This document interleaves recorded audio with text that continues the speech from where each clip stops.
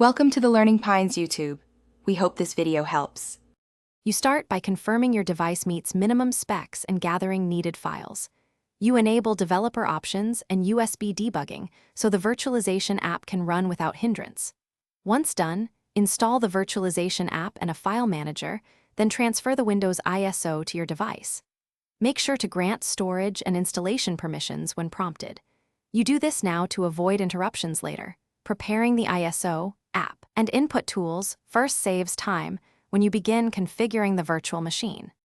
Now you build the virtual machine inside the virtualization app.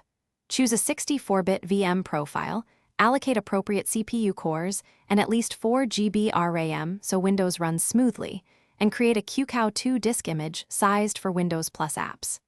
Attach the ISO, and importantly, include Vertio or guest drivers to ensure networking and storage work. Once done, tweak display resolution and input mappings so touch and keyboard act predictably. Make sure networking is set to NAT or bridge, depending on whether you want external access. Boot the VM and follow the Windows installer prompts. Choose Custom Install, partition the QCOW2 disk, and complete the setup. Once Windows is running, install guest editions or Vertio drivers to enable smooth graphics, networking, and shared folders. This improves performance and clipboard sharing. To optimize, reduce background services, enable performance mode, and set dynamic resolution. If things go wrong, first verify the ISO checksum, then increase RAM or CPU allocation, and toggle virtual.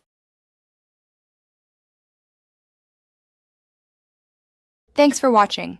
Consider subscribing if we helped you.